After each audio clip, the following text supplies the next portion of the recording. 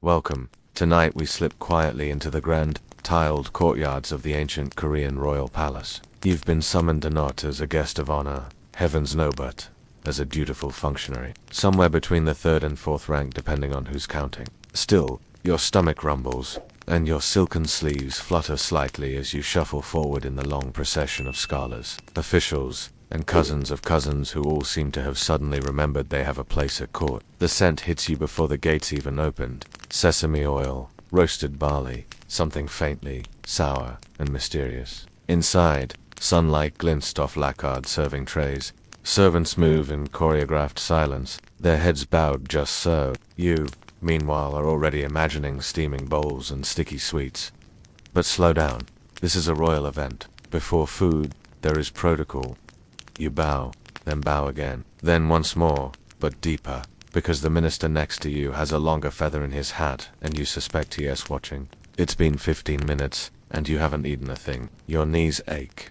You bow once more. You probably won't survive this. So, before you get comfortable, take a moment to like the video and subscribe, but only if you genuinely enjoy what I do here. I love hearing where you're watching from, so post your city and local time down below. Now, dim the lights. Maybe turn on a fan for that soft background hum, and let's ease into tonight's journey together. At last, you're allowed to enter the banquet hall. The floor glows with polished wood. Musicians strum quietly in the background, their instruments shaped like curved fans and oversized butterflies. You find your assigned spot marked carefully on a floor cushion embroidered with your family's seal. It's not quite close enough to the main table to smell the royal sashimi, but far enough that you probably won't be expected to make toasts. A good place to be invisible. Your table, low and symmetrical, has already been set with a tiny jade bowl of pine nuts and thinly sliced pickled radish. It looks unimpressive until you realize these nuts are not just snacks, they're symbols. They've been soaked,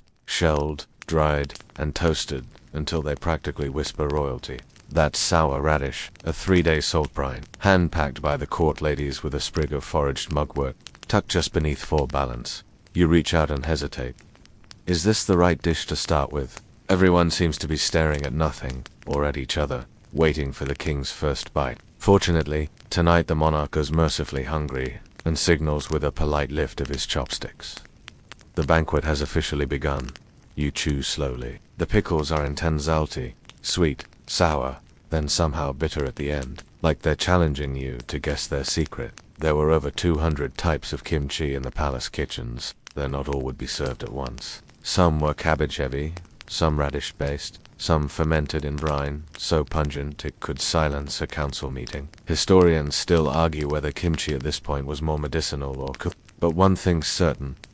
The royal versions were layered affairs, sometimes spiked with raw oysters, pine mushrooms, or tiny salted shrimp, depending on the season. As you nibble, a court lady glides by, adding a new dish, acorn jelly. It wiggles gently in its lacquer box, garnished with chives and soy. You're not sure whether to poke it or applaud. It tastes like a forest after rain newty, earthy, and strangely clean. A nobleman across from you claims it purifies the ki. You nod sagely and pretend you understand what that means. Another tray arrives. Cold mung bean pancakes, cut into perfect rectangles, crisp edges, soft centers, a drizzle of sesame oil so delicate it's barely there. You suspect someone brushed it on with a feather, maybe a peacock feather, from a government-registered peacock. Here's your first light joke from the serving staff. Eat slow, sir. It's a 12-hour meal. You chuckle politely, and then realize she's not joking. The courses come in waves, each building like a symphony, but never overwhelming. You are constantly surprised at how small each portion is, but also how many there are.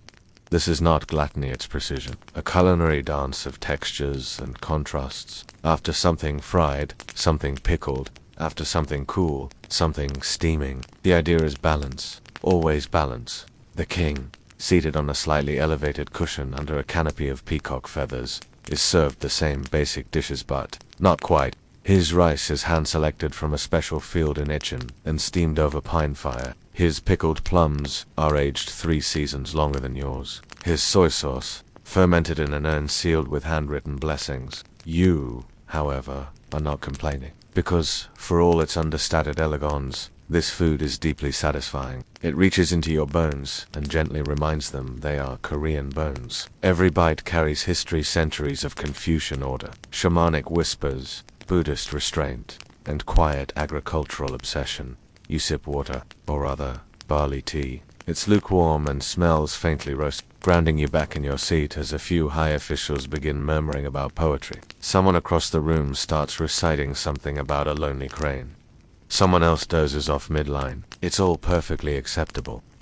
A server refills your pine nut bowl. You begin to suspect that's code for your eating too fast. Somewhere beyond the folding screens, a court lady sneezes, and 12 people look mildly scandalized. Just another night at the bank.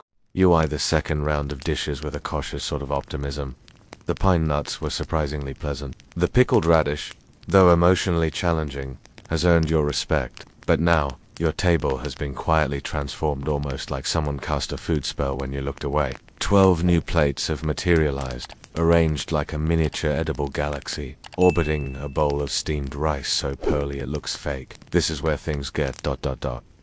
interesting. You pick up your chopsticks and tentatively lift a thin slice of pickled cucumber. It has been marinated in rice vinegar and salt and has the slight crunch of something that once had confidence. It tastes familiar, refreshing, almost modern, encouraging. Then you reach for what appears to be a delicate curl of jellyfish, resting in a shallow dish with chili threads and sesame oil. You pause, you taste, you regret tasting, and yet there's something oddly satisfying about it, like chewing seawater that someone politely perfumed. Across the table, a junior magistrate from Jella nods approvingly. You nod back. Neither of you says a word. This is Gitgor country now. The kingdom of intensely fermented side dishes, some made with squid innards, others with shrimp so small they're practically theoretical. They're salty, punchy, and incredibly rich in umami, though no one at the table knows what umami is yet. What they do know is that these ferments keep for months, require no refrigeration, and apparently improve with age, like scrolls or grudges. Court cuisine is about layering, not just in flavor, but in experience. You're not just eat. The pickled lotus root, dyed with a hint of plum juice, tastes like soft thunder. The raw garlic chives punch your palate with zero apology. The radish salad, shredded and seasoned with mustard oil, makes your nose tingle like it's being politely scolded. You reach for a spoon. Not every dish can be managed with chopsticks, especially not the ones that wobble or slop. A thin broth has appeared, one that smells faintly of dried anchovies and patience. It's been simmered for hours, reduced to a clear essence. You sip. It tastes clean, like someone boiled clarity and served it in a porcelain bowl. Historians still argue whether these small dishes were meant to overwhelm or to impress. One camp claims it was all about Confucian hierarchy. The king's table had 12 formal settings. The queen's had 9, and the rest of you got however many trays they felt like stacking that day. Another camp insists the real purpose was to showcase regional pride. Fermented skate from the south, mountain fern stems from the north, dried persimmons from wherever they hadn't spoiled yet. You try a sliver of mung bean jelly, dusted with ground perilla seed. It tastes like nutty rain. A nearby noblewoman lifts a delicate sliver of smoked radish leaf with the precision of a surgeon. She nods when she sees you watching. You're doing well, apparently. She mouths something like chew slow and raises an eyebrow. You chew slow. Another wave arrives. Cold poached eggs, marinated in soy sauce, a slice of pressed tofu resting beneath a strip of seaweed, and a single pickled cherry blossom. You don't know whether to eat it or write a haiku. Of course, it's not all poetry. Some things are just weird. Like the half-dried persimmon stuffed with walnuts and jute. It looks like a mistake, but tastes like a bedtime story. Sweet, chewy, vaguely medicinal. You begin to notice a rhythm. A spicy bite is followed by something cool. A pungent dish is tempered by something creamy, like the subtle soybean paste spread beneath thin cucumber slices.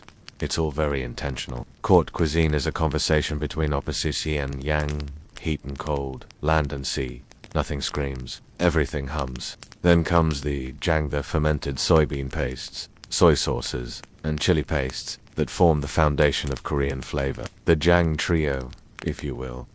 Dongjang, gonjang, and gochujang. Each one is presented in its own tiny bowl, like a lineup of very serious condiments. The dongjang is thick, earthy, a little funky. You smear it onto a leaf of cabbage and taste deep umami, like miso with an attitude. The gonjang, lighter and more elegant, tingles with salt. The gochujang red paste, made from fermented chili, and soy whispers sweet heat and then builds to a warm glow. Not fire, just polite incandescence. These pastes have been fermenting in clay jars outside the palace for months, even years, covered with breathable hemp cloth. They've been burping in the sun through monsoon and frost, absorbing sunlight and gossip. The royal kitchen's version is often blended with pear juice or aged barley to soften the edges.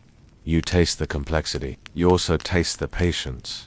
At this point, you pause, not because you're full, but because you need to recalibrate. You've had, by a conservative estimate, 15 tiny dishes and 1 poetic egg. And the rice. Always the rice. It sits at the heart of every setting, and changing, unadorned, but vital. Sticky, slightly nutty, and steaming.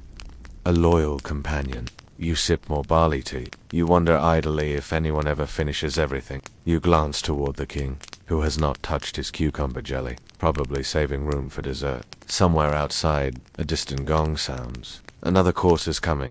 The next wave is hot. You can feel it before you see it. A soft steam snakes across the lacquered table like a silk ribbon in slow motion. As the servers glide forward, quiet as ghosts with excellent posture, catch the gentle aroma of garlic, sesame oil, and grilled meat. Your nose perks up. Your stomach, against all odds, negotiates more room. Welcome to the gooey phase. Grilled delicacies still sizzling now make their entrance like minor deities. There's beef, of course, because this is a Joseon court, and beef is a privilege reserved for royalty, scholars, and very special occasions. You're not sure which one you qualify for, but the plate of grilled bulgogi has landed in front of you like a tiny miracle. Thinly sliced, marinated in soy, pear, and garlic, then seared until caramelized. It smells like ambition and tastes like forgiveness. Next to it is jaga gooey grilled, clams opened just enough to cradle a splash of sake and sesame oil. You slurp one. It's like ocean butter with an advanced degree. Your chopsticks twitch with purpose now, dancing between sweet soy-glazed mushrooms and charred slices of zucchini stuffed with minced shrimp. The table hums with contented silence. Grilled eel shows up next. Glossy, dark, a bit intimidating. You hesitate, then remember the etiquette. At court, refusing food is the culinary equivalent of flipping a table. You take a bite. It's tender, smoky, sweetened with soy and sugar. You chew thoughtfully. It's like biting into a very disciplined marshmallow. If that marshmallow used to live in a river. Historians still argue whether these grilled dishes were adapted from common fare or developed independently in court kitchens. Some suggest the royal versions were toned down, less chili, more subtlety. Others argue the opposite, that these dishes were the originals, and everyone else got the hang. What we know is this. The palace chefs knew their charcoal. Then comes a grilled pheasant, sliced thin, sprinkled with toasted pine nuts and ginseng threads. You try it. It tastes like chicken that read ancient poetry and grew up slightly bitter, not unreflective. In the corner, someone is dramatically fanning a small tabletop brazier. You realize it's not just about serving grilled dishes, it's about showing the heat. At court, the performance of food is half the flavor. Smoke is part of the seasoning. Everyone's eyes mist slightly. No one complains. You glance toward the servants. They move like clockwork, silent, precise, layers of linen robes swishing in rhythm. A boy barely 12 refills your barley tea. An older woman adjusts the placement of your spoon by half a centimeter. This isn't just service, it's choreography. Then, a plate arrives carrying skewers. Skewers, yes, -san, -jeok. Beef, mushroom, scallion, bellflower root, neatly threaded, grilled, and glazed. Each bite offers a tiny sermon on balance. You get smoke, salt, sweetness, and that distinct texture of something grilled, just enough to flirt with burning. Next, a dish arrives that makes you pause. It's grilled abalone, brushed with soy and honey. The shell sits like a glossy trophy beneath it. You know this must have come from the southern coast. Possibly Jeju Island, possibly yesterday. You take a bite, you choose back. Meanwhile, across the table, someone is weeping quietly over a piece of grilled lotus stem, possibly from joy, possibly from the heat, possibly from finally tasting something that tastes like memories they haven't even made yet. The grilled vegetables are understated, but not forgettable. Slices of eggplant, brushed with sesame oil, grilled until just soft. Zucchini coins, scored in a checkerboard and charred. Even the grilled tofu shows off a golden crust outside. Creamy center, resting on a soy vinegar reduction so subtle you almost miss it. There's method in every bite. And humor, too. One of the nobles jokes about how the king's grilled fish is always boneless, something about royal teeth being too precious for surprises. You chuckle politely. You also check your fish for bones. There's one you extracted like a surgeon. Crisis averted. A fringe delicacy arrives. Grilled ox tongue. You try it. It's dense, rich, and oddly floral. You have no idea why. Maybe it's marinated in chrysanthemum water. Maybe it's just the power of suggestion. You don't ask. And then, just as your taste buds start filing for retirement, a small clay dish is set before you. Grilled garlic, whole cloves, roasted until they're soft as butter and nearly as sweet.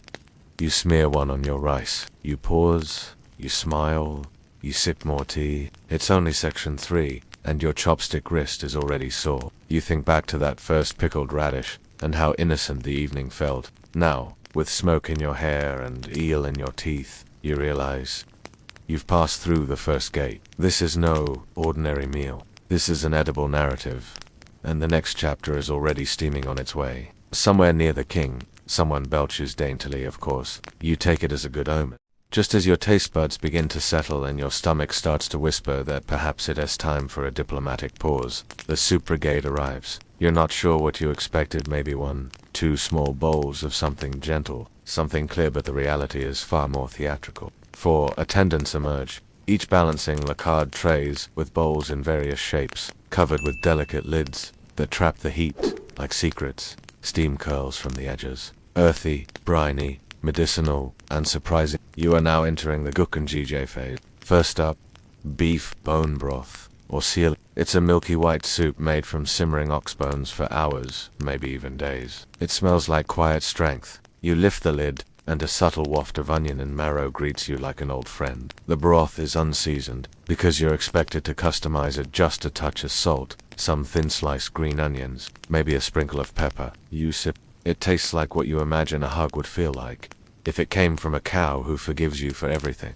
Then comes Donjang Jjigae, fermented soybean paste stew. This one's thicker, heartier, clouded with chunks of zucchini, tofu, radish, and maybe a hint of dried anchovy in the base. It's rustic, yes, but the royal version is elevated delicate tofu, perfectly balanced seasoning, and vegetables cut into perfect geometric pieces that no common kitchen could afford to waste time on. A courtier beside you murmurs that the palace chefs actually used rulers to slice vegetables with millimetric precision.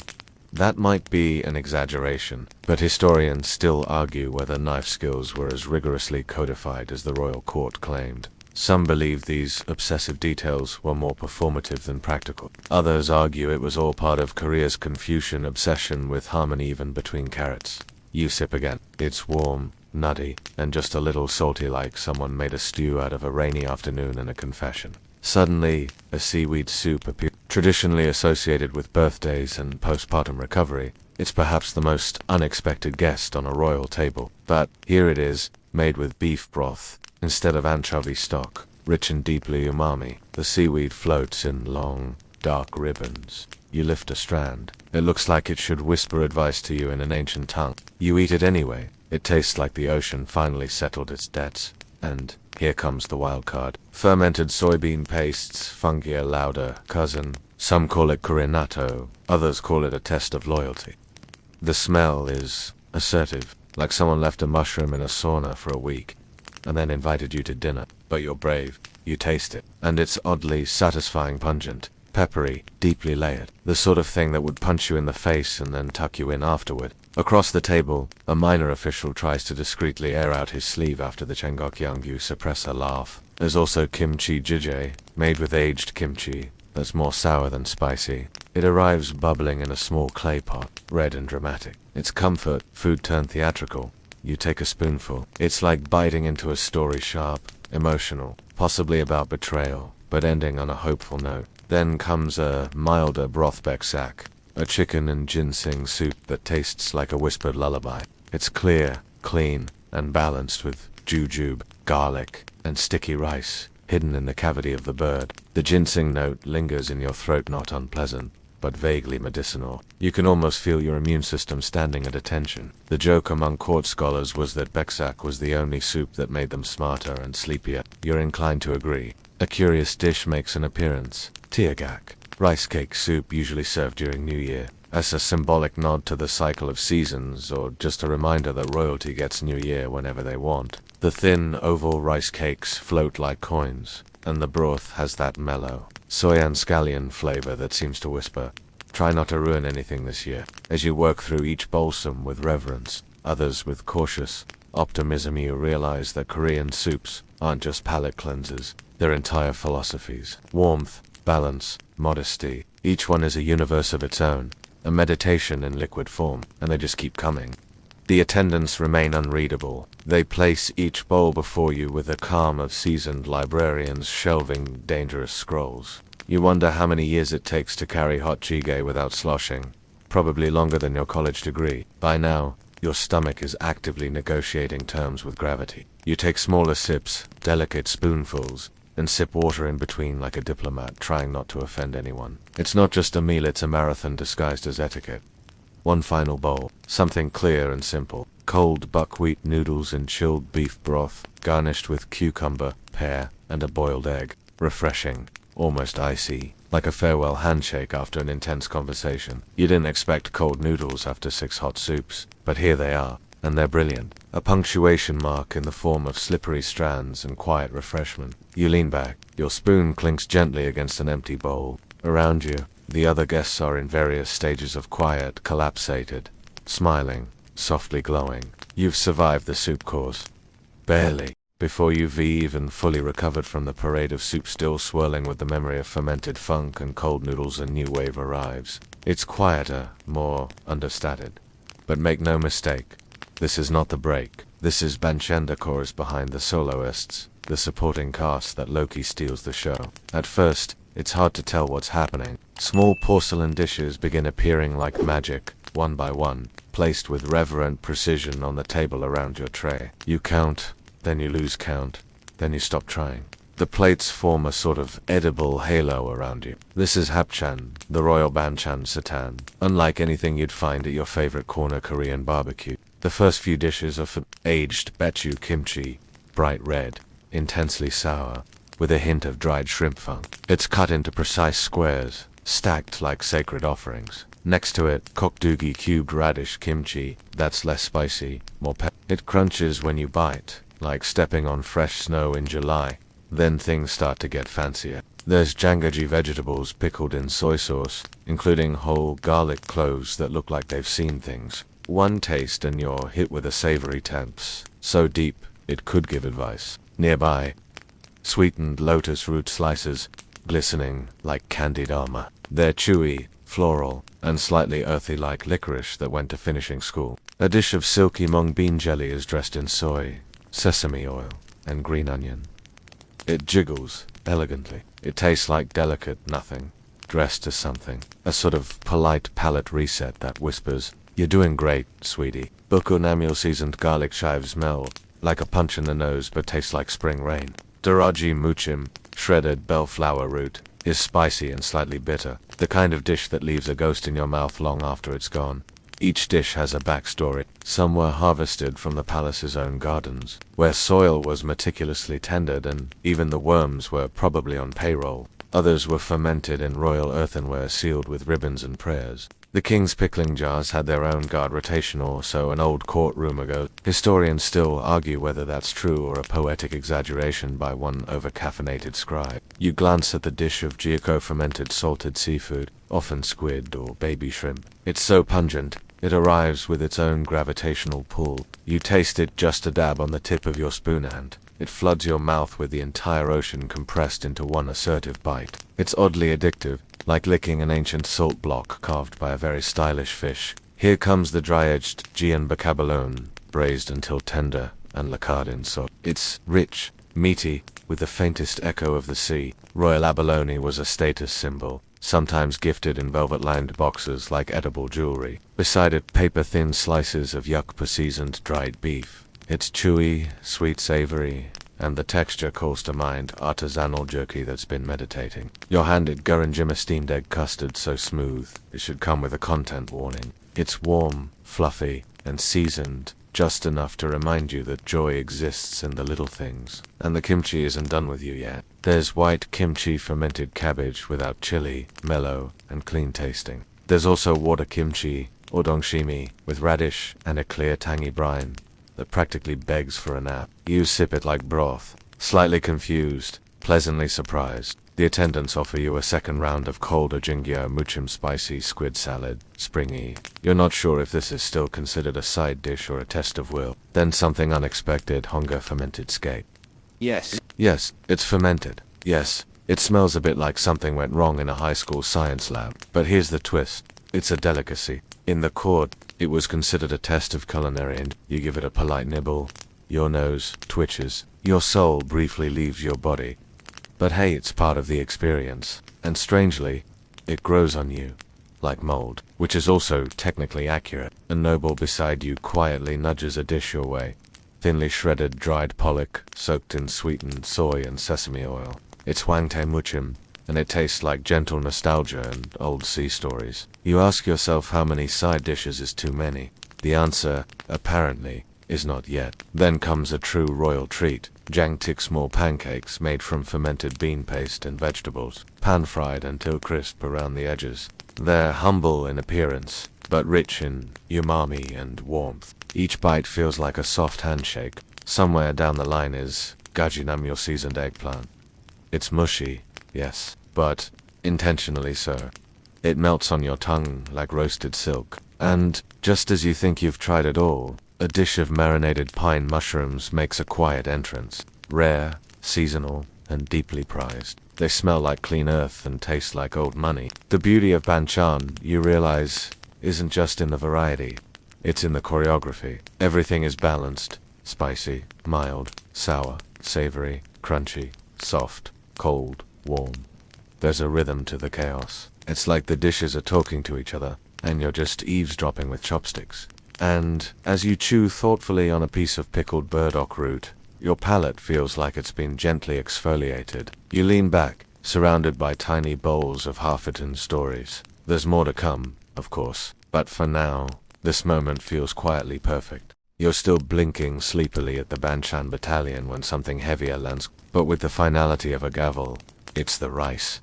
And it's not just any rice. It's royal rice, and that means a grain so polished it practically glows. You peer into the ceramic bowl, half expecting a halo. The rice is short-grained and sticky, glistening as if each kernel had a skincare routine. But the real surprise, hidden within are bits of chestnut, jujube, and ginkgo nut, tiny treasures buried like edible confetti. This isn't just food. It's architecture. The rice is served with understated ceremony, and you get the sense that even this humble staple has endured a vetting process harsher than most job interviews. It was washed multiple times, perhaps prayed over, and then steamed in a brass cauldron that probably has its own lineage. Rice at the royal table wasn't a throwaway. Every bite had to represent harmony, balance, and the very stability of the court. No pressure. Then comes the Gukanjunga special soy sauce brewed just for soups and seasoning rice. It's in a separate dish, rich, deep, slightly smoky. A few drops onto the rice and the flavor opens like a book. You take a bite and feel the weight of several dynasties whispering, good choice. But here comes the second headliner, Gujio Pan. Literally, the platter of 9 delicacies. It's not so much a dish as an edible paint palette. 9 compartments hold slivers of vegetables, meats, and sometimes egg or mushrooms, all arranged with almost neurotic symmetry in the center. Delicate wheat pancakes, paper-thin and tender. You're instructed without words, but with a graceful wave to make your own wraps. A little radish here, a thread of beef there, maybe a strip of golden yolk. Roll it all up. Dip lightly into the pine nut sauce, and a DIY. The historians still debate the origin of Gujiopan. Was it truly born in the palace, or did it evolve from aristocratic homes imitating court style? Either way, it's a dish of precision and pride. Royal chefs were once dismissed for misarranged colors. You don't dare improvise too wildly. Next comes Tyakris cakes, but not the bland kind you chew while pretending to like your diet. These are warm, pillowy slices of baixia and gilp. They arrive with such elegance that for a moment you forget they're food and not ceremonial tokens. Each cake tastes a little different. Soft, subtly sweet, nutty. They're not trying to impress you with sugar.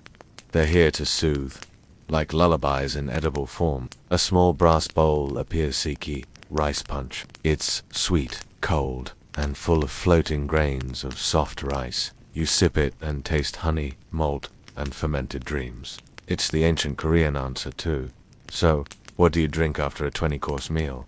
But the real moment of drama, a dish of yakbap, sticky, rich, brown glazed rice mixed with dates, pine nuts, and chestnuts, all steamed together and sweetened just enough to make you suspicious. Is it a tonic? Who knows? Either way, it tastes like autumn gave you a hug. Suddenly, the table goes quiet. The servers enter again, this time in a tighter formation, each carrying a lidded dish with something steaming inside. You notice a faint aroma woodsy, almost tear-like. The lids come off with a synchronized whisper. It's ginseng chicken, porridge samjitang, distilled into a nighttime lullaby. It's not the full chicken you may know today, but a version adapted for the royal table. Shredded game, hen-simmered, in glutinous rice. Ginseng, jujus, garlic and chestnuts. The flavor is mellow earthy, just a little bitter meant to strengthen the ki or balance your inner energy. After everything else it feels surprisingly gentle, like the banquet is trying to rock you to sleep. You're halfway through when someone places a tray beside you. On it sits a small pile of chapsaltyoxy red bean mousse. They look innocent enough. You pick one up. Its size is your teeth sink in. Soft, chewy, with a filling that tastes like a warm, sugary bean cloud. Somehow it makes perfect sense as a post-porridge snack. The attendants reappear not with more food, but with warm towels and bowls of barley tea. The smell is roasted, cozy, like the quietest part of a winter evening. You sip. It's not sweet, not bitter, round, comforting. And then, when you think the meal has officially ended, they slip in one last surprise. A lacquered tray bearing slices of gotgam dried persimmons, stuffed with walnuts. Think nature's truffle. Sticky, dense, tangy, sweet. It's a bite-sized finale to a meal that spanned 3 seasons. For spice levels, and at least 7 different kinds of chew, you lean back, or try to. Your robe has tightened around the middle. Your eyelids are heavy. Somewhere in the palace gardens, a night breeze stirs through the pine trees, as if in approval. Your mind is hazy, but your belly is full, and in this moment, the entire cosmos could be made of fermented bean paste and barley tea, and you wouldn't question it. You blink slowly, the scent of roasted barley still lingering in the back of your throat. When someone clears away the last tray with all the reverence of removing a sacred text, you've just survived the rice and porridge gauntlet, and you suspect your digestive system is filing a formal complaint. But the palace isn't done with you yet. From behind silk screens, a delicate procession glides forward. They carry something curious tall, elegant vessels sealed with cloth and string. One servant carefully removes the covering of the first jar, and a fragrance drifts out. That's both floral and faintly sharp. You're being introduced to guasilua, fruit-infused rice wine traditionally reserved for celebratory banquets. The servant pours a small cup, and you hold it like it might vanish. The liquid is golden, slightly viscous, and smells like fermented apricots and a long weekend. You sip. It tastes like summer ripened, pickled, and politely served in porcelain. Korean court cuisine wasn't known for strong spirits, but there was always something fermented on the table, not for intoxication. Mine knew more, like medicinal sip. This particular roux was made by layering fruit, herbs, and honey with fermented rice wine. Some even included edible flower petals for that touch of garden flair. The historians still debate the role of alcohol in royal courts. Was it genuinely medicinal, symbolic, or did the palace just really enjoy a light buzz with their pickled radish? Evidence suggests that, like much else, the court liked its spirits, refined less about potency, more about poise. You're given a second pourth, this one tinted pale green. It's dajeonju, a rice wine, steeped with azalea petals. You swirl the cup and notice flecks of pink floating like sleepy confetti. Lightly floral, mildly earthy, and vaguely like you're drinking an orchard on a quiet Tuesday. But not everything is dainty. Next arrives a rustic earthenware, pot of milky rice wine, frothy and faintly sour. It was the drink of farmers and laborers, but occasionally found its way into court festivities, especially when pretending to be in touch with the people. You sip, half expecting it to curdle in protest at your silk robes, but instead it hugs your tongue like a fermented lullaby. Slightly fizzy, ever so sweet, with a body of oat milk and the soul of moonshine. But the drink that surprises you most is dong dong jua. It's unfiltered, creamy, with grains of rice floating in it like sleepy fireflies. You drink slowly, wondering how something so grainy can taste so soft. It's both odd and soothing, like a rice pudding that decided to become a beverage halfway through its life. Then comes a moment of theater. A servant gently places a flat tray before you, upon which rest tiny cups and a gleaming brass kettle. She pours in somcha ginseng tea slowly, in concentric spirals. The aroma is sharp, earthy, almost medicinal. You brace for bitterness, but instead find yourself sipping something warm, grounding, and gently spicy. Royal physicians believed ginseng restored vital energy, or GI, and promoted longevity. You're not sure about that last part, but your toes feel warmer and your mind a touch lighter. It's like drinking focus in liquid form. Focus wore silk socks. Next to the tea is a small dish of yakwa deep-fried honey cookies shaped like flowers. They crunch delicately, dissolving into syrupy sweetness and a whisper of ginger. It's the royal answer to "would you like a biscuit with that?" You glance around, expecting applause, or maybe a small nap pillow, but instead, dessert continued. You re-handed a dish of wachea, traditional Korean punch made from floating flower petals and sliced fruits in honey water. It looks like a Monet painting and tastes like the spring break of your childhood. If your childhood was set in the Joseon dynasty, as you drink, tiny slices of Asian pear and watermelon brush against your lips. You catch a petal, maybe rose, maybe chrysanthemum too, unsure whether you're violating court etiquette or fulfilling it. Of course, no royal banquet would dare end without jengua candied, fruits and roots simmered slowly in honey until translucent. They shimmer on a lacquered tray. Orange slices of dried pumpkin, jewel-toned jujube slivers of pear, lotus root, etched like snowflakes. You pick one up. He glows. You bite. It melts. What's most surreal is the pace. There's no rush. Every dish is spaced out, as if time itself has been trained in palace etiquette. No one speaks loudly. Even the servers' feet seem to hush the floor. It's a performance of taste and restraint, curated not just to nourish, but to display power softly. By now, your senses are glazed in syrup and ginseng, and you've completely lost count of courses. A passing attendant offers Basika warm dessert soup of steamed Asian pear filled with pine nuts and ginger. It tastes like a hug from an old friend you've never met. And just when you think, surely this is the final bite, you hear the faint clink of brass again. Something arrives covered in silk, and you lift the cloth to discover traditional Korean confections. There's dosik, pressed tea cookies made from roasted rice flour and honey, patterned like miniature tiles. Yote, a taffy-like sweet that stretches and snaps. Gangjong, puffed rice squares stuck together with syrup and sesame. These aren't just desserts, they're closing arguments. And perhaps your favorite, a tiny piece of Wiyama rare palace jelly made from flour, pollen and starch, the texture somewhere between jelly bean and cloud. You chew slowly. You could cry, or sleep, probably both, as the final sip of barley tea is placed beside you. Warm, a full-circle echo of the meal's beginning. You feel it settle in. The banquet, isn't just a display of luxury. It's a quiet ritual of balance, symmetry, and digestion. It's diplomacy through ginseng. It's politics in pancake form. You smile, not because you're full, but because you've just eaten your way through a philosophy. You stretch just enough to release the mild stiffness from hours of polite sitting, while the echoes of the last course fade like soft footsteps in a vast palace hallway. But the banquet isn't quite over, not in the way you might expect. Now comes the part that blurs the line between meal and art. The palate cleansers and teas designed to untangle your senses from the banquet's rich tapestry. A servant approaches, carrying a lacquered tray with tiny bowls of siki, a sweet rice drink made from malted barley and soaked grains. You might remember the fermented notes of makgeolli from earlier, but siki is more gentle, almost like a whispered apology to your taste buds.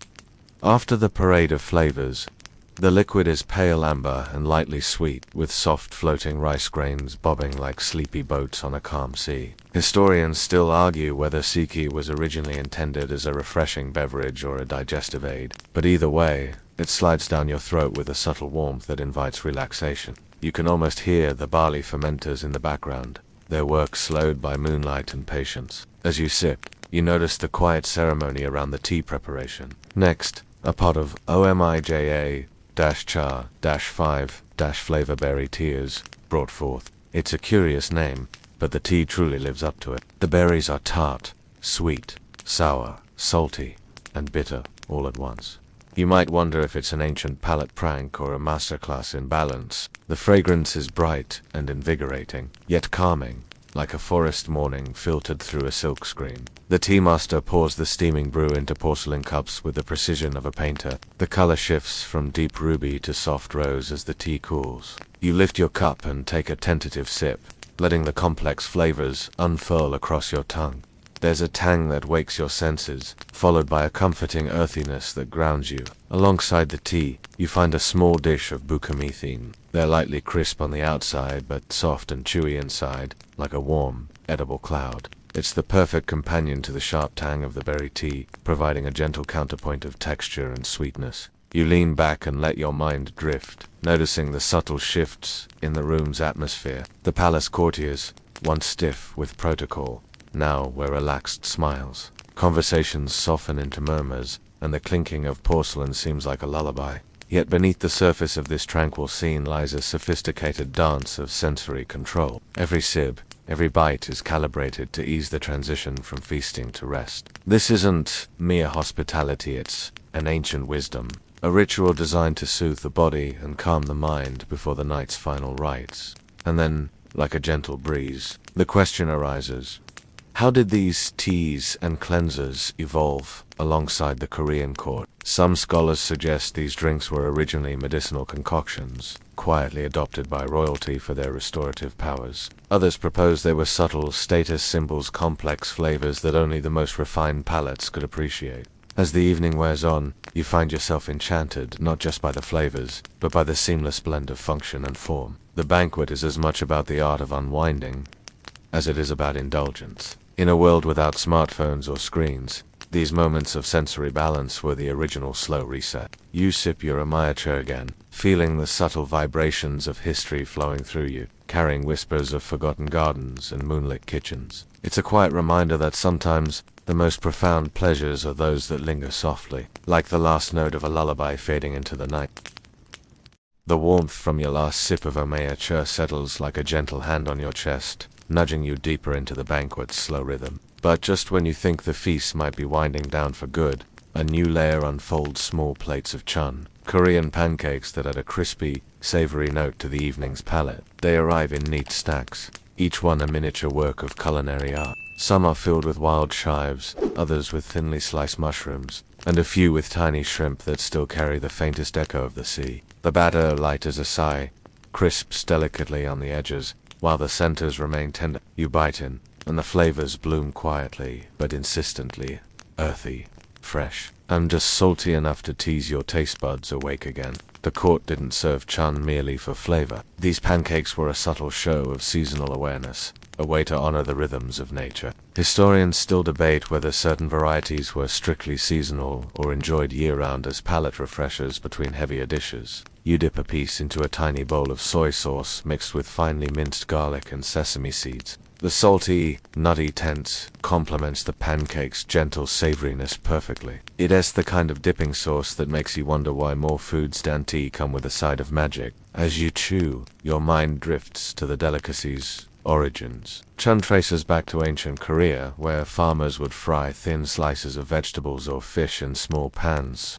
But in the royal court, the pancakes became more elaborate, sometimes garnished with edible gold leaf or shaped into delicate flowers, because why not make dinner look like a garden? A curious tidbit surfaces.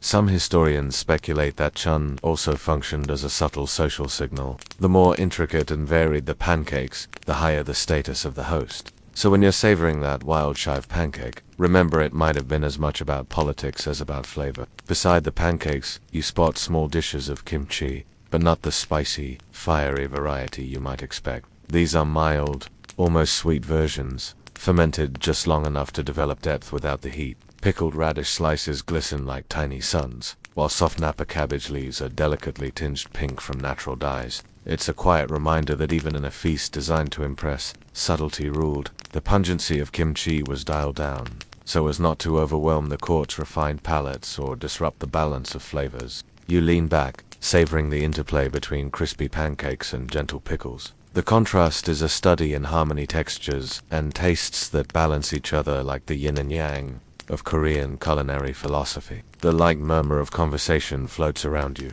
blending with the soft rustling of silk robes and the faint clink of porcelain. The banquet is no longer a performance, it has become a shared experience, a slow dance, a flavor. You take another bite, thinking of the generations who sat in this very hall, savoring the same delicate pancakes, wrapped in the soft glow of lantern light. And despite the centuries that separate you, the moment feels surprisingly intimate. As you swallow, a final question lingers softly. How much of this careful balance was driven by taste, and how much by the court's need to maintain control of appetite, of manners, of power? It's a question historians continue to explore, even as you settle further into the gentle embrace of the evening's unfolding story. The last crumbs of chun disappear from your fingers, leaving a faint, buttery residue that feels oddly comforting against your skin. Just as you settle into that cozy post-snack haze, a fresh wave of dishes arrives this time. The highlight, Sinsialo, the royal hot pot, a centerpiece both literal and metaphorical. You can't help but admire the intricate brass pot that sits steaming in front of you. It's a gleaming work of art, topped with a delicate lid, surrounded by tiny compartments filled with fragrant herbs and vegetables. The pot itself contains a clear, savory broth that bubbles gently, its scented, gentle invitation to dive in. The beauty of Sinsialo isn't just in its taste, it's in the experience. You watch as courtiers carefully ladle rich morsels of beef, chestnuts, lotus root, and pine nuts into their bowls, each ingredient simmered to tender perfection. The broth has a subtle sweetness, balanced by the earthiness of root vegetables and the delicate aroma of wild herbs. Historians still debate whether Sinsialo originated as a humble mountain meal, or was a palace invention designed to impress visiting Either way, it represents the culinary pinnacle of balance and elegance, hearty enough to satisfy. You dip a spoon into the pot, feeling the warmth seep into your hands. The broth is soothing, like a slow caress, carrying flavors that unfold, layer by layer, meaty richness, nutty undertones, and a whisper of floral spice. A quirky fact bubbles up. The name Sinsialo translates to spirit cauldron, referencing the idea that the pot could contain the essence or spirit of the ingredients within. Imagine your dinner literally channeling the soul of a chestnut or a lotus rooted as food with a little extra magic. Around you, the conversation softens, as everyone takes a moment to savor the hot pot's gentle luxury. The quiet bubbling and the soft clatter of chopsticks create a soothing rhythm, like waves lapping at a tranquil shore. Next to the pot, a small dish of jutko fermented seafood paste waits to be added sparingly. You hesitate, knowing it's a strong flavor, but a touch enhances the broth's complexity, adding a salty depth that lingers just long enough before fading into warmth. Your senses adjust to this complex balance, a dance of boldness and subtlety. You realize this meal is a metaphor for the court itself, layers of refinement built upon a foundation of strength. As you enjoy the Sinsialo, a thought drifts by. How did this dish shape the social fabric of the court? Some scholars argue it was a unifier, a communal meal meant to foster harmony among nobles. Others suggest it reinforced hierarchy, with certain ingredients reserved for the highest ranks. Regardless, the hot pot holds you in its warm embrace, a fitting pause before the banquet's final, delicate acts unfold. The warm glow of the Sinsialo pot still lingers in your hands, its comforting richness settling deep in your stomach. As the evening's rhythm slows down further, but before you drift too far into contentment, delicate little plates arrive, carrying the final savory notes: sangujia, jori, fresh lettuce, salad dressed with a light tangy sauce. It's a surprising contrast after the warm, hearty broth, crisp greens, tossed in a dressing made from soy, vinegar, and a hint of garlic. The lettuce leaves glisten like early morning dew, each bite refreshing like a cool breeze brushing your skin. You might think a salad is a simple dish, but here it's a delicate palate cleanser, a reminder of the garden beyond the palace walls. You hear murmurs about the significance of jori in royal meals. Some historians argue it symbolized renewal and purity, a tiny ritual of cleansing both body and mind before the evening's final sweet courses. Others suggest it was purely practically way to balance the richness of previous dishes. A quirky detail makes you smile. Courtiers supposedly enjoyed tossing the salad with their chopsticks in a specific rhythmic pattern. A little ceremony, almost like a whispered conversation between food and fingers. Imagine being so well trained that even your salad toss was a subtle art form. As you chew the crisp leaves, you notice the subtle crunch and bright acidity lifting your senses, preparing you for the sweet finale. The soft rustle of silk robes and hushed whispers fill the room, like a gentle wave about to crest. Beside the salad, a tiny dish of salted, crushed pine nuts. You sprinkle a few over your leaves, savoring the added texture and warmth. While this may seem like a small, simple course, it's steeped in meaning. The fresh greens represent life's cyclical nature, a quiet nod to the seasons turning outside palace windows. It's a humble but powerful way to ground the senses after an evening of luxurious indulgence. You can't help but wonder how this final savory note connected to the courtier's sense of well-being. Did the crispness of the greens help them feel lighter, more alert? Or was it simply tradition, a comforting ritual handed down through generations? Either way, as you swallow the last bite, a soft calm begins to settle. The banquet's complexity folds gently into simplicity, like a slow exhale after a long day. You lean back, feeling the gentle weight of satisfaction mixed with anticipation for what's still to come. The evening's story isn't quite finished yet. The fresh crunch of sangujia jori fades into a soft hum as the final savory dishes clear away. And now, the court ushers in a new kind of pleasure. The world of sweets, where subtlety and artistry reign supreme. You watch as trays of Hangwa traditional Korean confections are carefully placed before you, each piece a tiny masterpiece. These sweets come in a surprising variety: honey-glazed rice cakes, puffed grains coated with syrup, and delicate fruit jellies infused with floral essences. The colors are muted but inviting: soft yellows, gentle pinks, and the creamy white of pure rice flour. It's a feast for your eyes as much as your palate. You pick up a piece of yakwa, a honey cookie shaped like a flower, its deep amber sheen glistening under the lantern light. The texture is chewy yet tender, with a sweetness that isn't overwhelming but just enough to bring a quiet smile. You realize these sweets were meant to be savored slowly, each bite a small celebration. Historians still argue whether Hangwa originally developed as ceremonial offerings, or as everyday treats for the elite. Some suggest that their refined ingredients and labor-intensive preparation made them symbols of wealth and status, while others believe they were tokens of goodwill during festivals and important gatherings. A quirky tidbit drifts your way. Certain Hangwa recipes included pine resin, or cinnamon bark, believed to aid digestion and balance the body's energies after a heavy meal. It's like dessert and herbal remedy combined, a thoughtful end to a royal feast.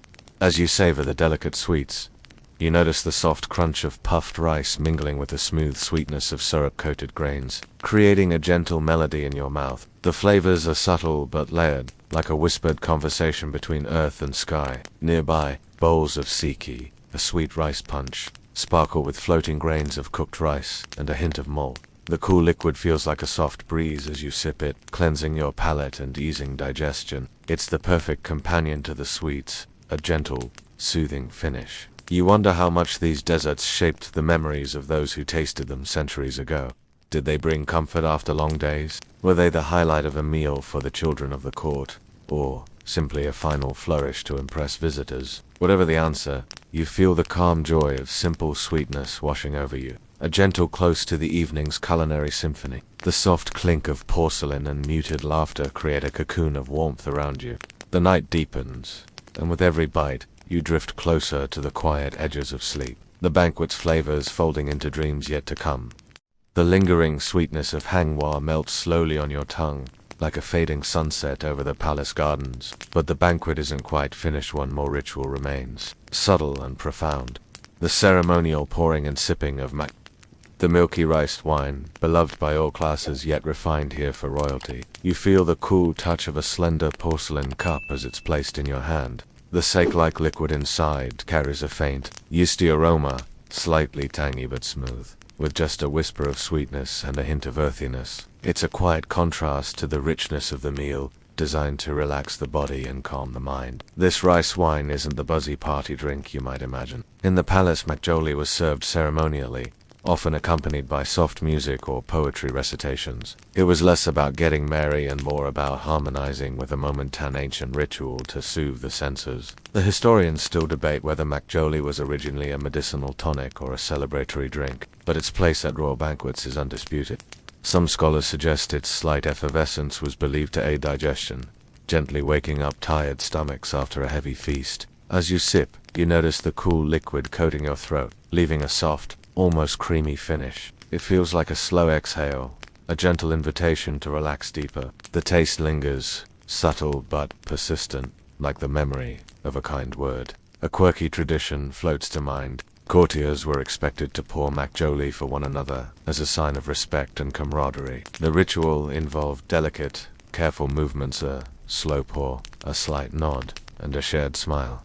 It was a dance of politeness as much as a toast to health. You take a moment to breathe in the quiet atmosphere, the flickering lanterns casting soft shadows, the gentle rustling of silk, the muted murmurs blending with the clinking of porcelain. The banquet has transformed from a series of dishes into a shared experience of presence and grace. You wonder how many times this humble rice wine has passed from hand to hand, sealing alliances and soothing weary hearts throughout Korean history. Its simplicity belies its deep cultural significance, a gentle thread weaving through centuries of tradition. As you set down your cup, a soft contentment settles in. The feast has been a journey through flavors, textures, rituals, and stories, all designed not just to fill the belly but to nourish the soul. You feel yourself drifting closer to rest, the lingering warmth of McJolly wrapping you like a soft blanket.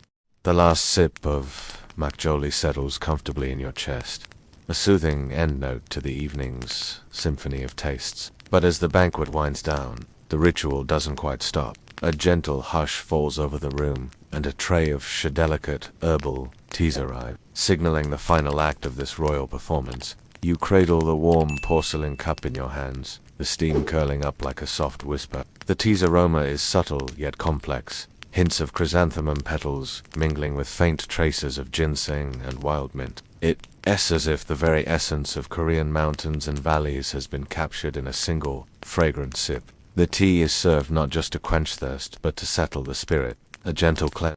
The final sip of the warm, McJolly settles comfortably like a gentle farewell, a soothing endnote to the evening softly closes. Around you, but as the banquet winds down, the ritual doesn't quite stop. A gentle murmur falls over the room, and the once lively banquet delicate, now a serene tone of night, signaling the final act of this the weight of the meal comfortably resting in your belly. You cradle the warm porcelain cup slowly unwinding, the steam flailing up like a soft whisper. The tea's aroma is subtle yet begin to blur into hints of chrysanthemum petals memory. It's as if the banquet itself becomes a soft lullaby whispered through the ages. As if the very slow fade is by design. Ancient Korean court banquets were crafted not just to nourish, the tea is served not just to quench thirst, easing the guest's spirit toward gentle cleanse that prepares both body and mind for rest. Each feel the warmth spread through your fingers between indulgence and softening the edges of the day. You might recall that historians still debate the exact recipes and blends used in warmth of Cinciano, but most agree the delicate bitterness of the Thai medicinal properties, as well as their delicate flavors. Some varieties were thought to aid the digestion, others to calm the nerves. Perfect companion ritual for the banquet's closing body politic. A quirky tidbit, curious fact: during some royal ceremonies, some records suggest courtiers sometimes with tea masters performing intricate rituals involving a final ritual to aid digestion, measured reflect on the day's and carefully timed steep. Imagine watching the process was a soothing moonlit tea itself, the night air cool and fragrant. As you take another settle into this peaceful, you notice how the gentle bitterness feel your eyelids, the sweet residue, the warmth of the feast blossoming, the flavors mingle in your mouth, the echoes of laughter of earth, the soft clinks of porcelain and root, and the you glance around and notice how the wrap you in a blanket of now relaxed and quiet. You can allow the evening to the stories and tastes, the soft clinking of cups, the rustle of serene, and the muted murmurs. The night embraces you with quiet warmth. You wonder how often these tea rituals offered culinary peace in a world. Let the gentle memory of ancient flavors and rituals lull you. Did the teas help weary minds where history and dreams, or did they simply mark the peaceful close of another day in palace sweet life? Dreams. Whatever the answer, the tea's gentle warmth invites you to lean back, close your eyes, and drift a little further into the soft embrace of night.